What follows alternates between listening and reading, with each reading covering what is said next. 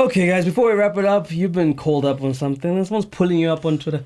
Do you want to respond to that? And you can feel free to show the guys. Mazola said the winner of the league should win the coach of the season. So his stance has changed from last season. He even wrote this article. Oh, God. I hate it when that happens. Ghosts. I hate it when that happens. Yeah? Did you? What was the conclusion?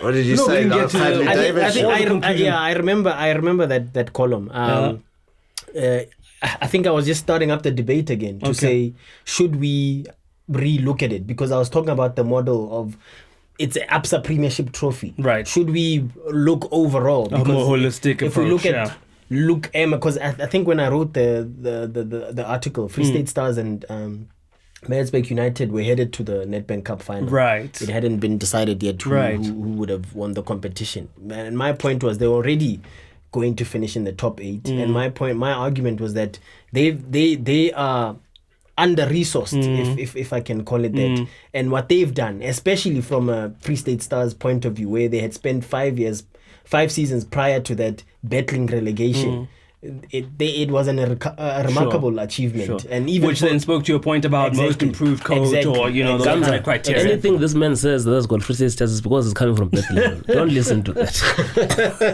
This is the Bethlehem bias. This guy is killing my credibility now. Don't listen to that. You know, if he was saying, okay, no, Fadlu Davids, remember those case of Fadlu Davids, and people were stating the case. But the article also has but in it. Okay, yeah, but it's there. But no. But the point is emphasizing is Free State Stars. You know, I know Chupa United, doesn't really have candidates. And then very quickly, gents, Dennis Onyango extending his contract at Sundowns. What do we make of that business? Look, good business. I think my opinion is this. Great for the club to show loyalty, to a loyal servant and all of that. He with that contract he will go up until he's 38. Right. But Onyango's been injury prone. He's been error prone of late. I doubt by the end towards the end of the contract he'll still be the number one. But he will be a great squad player to have. I mean, Dennis Onyango, Africa's number one. Kune might have a few choices about that, but I think it's solely just to reward him for being the servant that he is, and he served that club with distinction, and he deserves it. Whether the club finds another goalkeeper in the coming years, Dennis is still there to at least give them at least 2 years where he's still solid and at the top. What happens after that? He also talked after the game about he thinks that Onyango maybe needs to retire after the AFCON from Uganda, from international football. And perhaps we don't know what goes on behind the scenes, but maybe there's an agreement. Look, we'll give you a new 4.5-year contract, but please stop playing international football after the AFCON because we need you to play for us for as long as possible without all these injuries. Because he was arguing that how can you make Onyango, when he's got a crucial league game, then spend the international break traveling around Africa to the Comoros and there when you could just use another goalkeeper, for instance. So maybe, the only challenge is that Mm. Onyango doesn't really have a strong number 2 in Uganda. Yeah. You know, and if you look at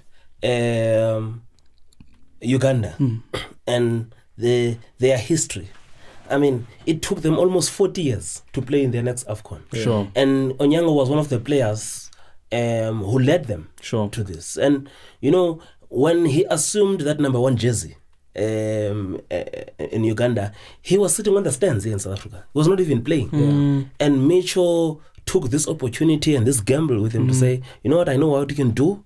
I coached you long time ago, in Villa, and go there and play. And he played, and then only then that Sundowns brought him back from the stands, and he became their number 1. So I feel I'm not sure if it's the right thing for Sundowns to force Onyango to retire his national team jersey. Right. Because for him, I won't like also another club from outside doing the same with our goalkeepers, with our players, So that was just the only part for me. I was like, this one.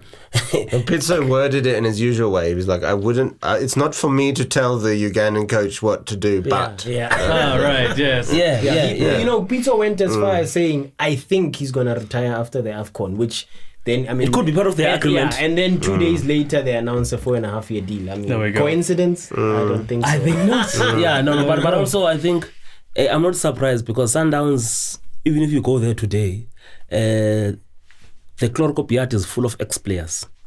And I will not be surprised that by the time he retires, he will already be having his coaching badges. Sure, and a position for him. And working with the juniors at Sundowns.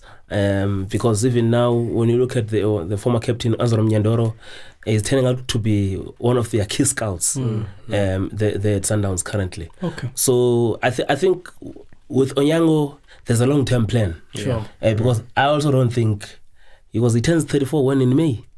I also don't think he will finish that contract. Of course. He could be converted into something else. A new package where he will be one of the staff members. Okay. Cool, gents. Yeah, no, that was rather exhaustive. I think we touched on everything possible. Yeah, we'll blame it on Maurizio. Sorry, we're not talking about him. Yeah, exactly. And Kepa. We kept Kepa out the conversation. When we discuss EPL, then count me out. There we go. Gents, thank you so much, Mazola, Veli, John T. It's been great. And to you too on the socials, tuning in to the Frontrunner Sport Podcast on Instagram. For myself, Gamzambata. Until we do it again in a week's time, peace.